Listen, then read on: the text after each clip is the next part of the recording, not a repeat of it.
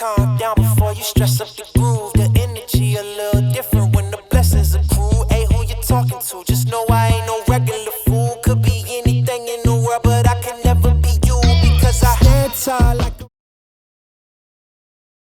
I ended up working for like 3 years on this movie, and this was going to be my feature, and I was like, I was financing it from working at a video store. I would like get like $200 or so, and then we'd go off and shoot for the weekend, and then we'd run out of money, and then I would like go back to work again, and then like eventually I would just keep piecing it together.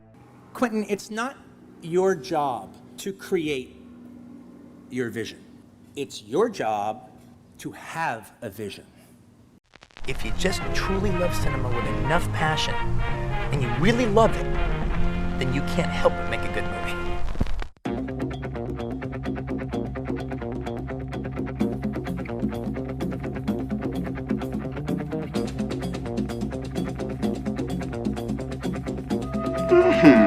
This is a tasty burger.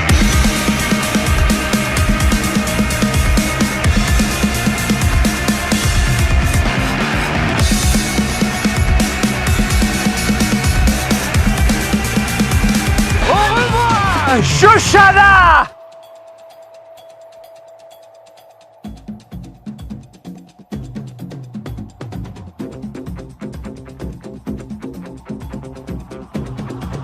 English, motherfucker, do you speak it?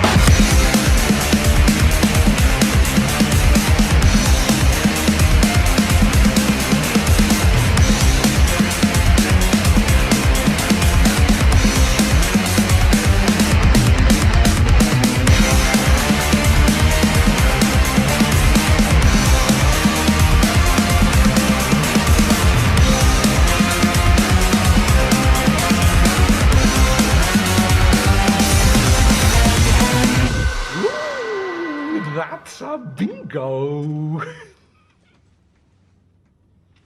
Is that the way you say it? That's a bingo. I got I started working at this video store, was pretty much what you're talking about around that time, and it was great at first because I'd always hated day jobs and stuff, and so I got a day job and it ended up being pretty good. But admittedly, I was there for 5 years. At a certain point, it was a narcotic. All right, I didn't have to keep pursuing my dreams because, you know, it's not what I want to do, but it's sort of kind of close. And if I didn't have an artist soul burning in me, I could have made myself happy with that. I could, if I didn't have an artist soul burning to get out, I could have, you know, walked backwards a couple steps and just done that. And that would have been a fulfilling, well, to anybody else, it would have been a fulfilling life. It wouldn't have been for me because I would have known I would have had something to say that I didn't get a chance to say. But it did put me to sleep for a while. And I've always just thought, I mean, what really got everything kind of truly going for me, you could point out a lot of different things, but the bottom line is the fact that I realized that even the group of people I hung around with, they were all great fellas and great gals. But, you know, it was easy for me to think that I was doing a lot because I was doing more to try to move myself forward than they were. But, you know, that's not, okay, I'm a big fish in a puddle. So what, all right? They're not doing anything, all right? So yeah, I'm doing more than them.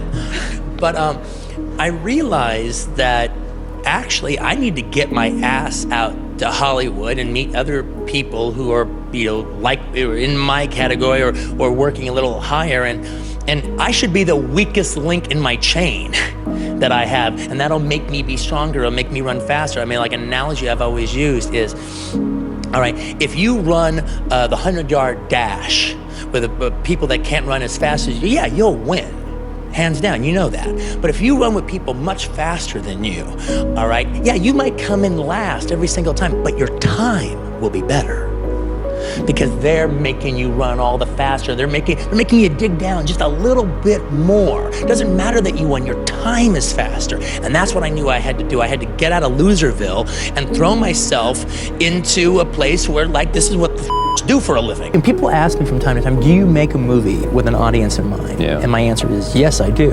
All right, but the audience I have in mind isn't some faceless blobs that I'm trying to second guess. All right? It's me. Sound like a focus group. Yeah, it's me. I'm the audience. I'm the guy that goes out and pays $7 or $8 in New York, you know, to go and see a movie. all right? I go, so if I'm excited about seeing a movie, I see it on opening day, all right? I am the audience, Yes. all right? And I know what I want to see, you know?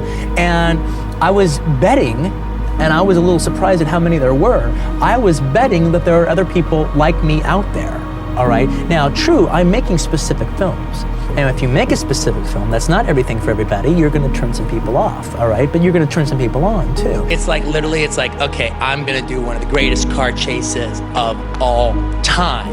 And if I don't, I'm not as talented as I thought I was. And I will realize that there is a ceiling to my talent. Right now, I don't think there is, but if I don't do, but if it's not one of the greatest car chases of all time, then I failed, and there is a ceiling to my talent. I'm not as good as I thought I was. And I said that to everybody. And was I scared? Yeah, all right? I had trepidation going all the way, because it's mine to fail. And it would be it's failing in front of the mirror, too, because I'll know if I did it or not. And I'll be like, okay, yeah, you are not as good as you thought you were. And that got me to Mount Everest. If you're really gonna be an artist with your own voice and you wanna do different things and try, you know, not the standard thing, then, you know, the biggest balancing act you have to pull isn't really even being a good filmmaker. We'll just say that you have that, is that balancing act between sticking to your vision, sticking to your voice, but not being some asshole who can only hear the sound of his own voice. You know, and it's all right there. That's it. You got to be able to listen to people. You got to be able to hear what they're saying, but you also can't just, when the going gets tough, not give up on your vision.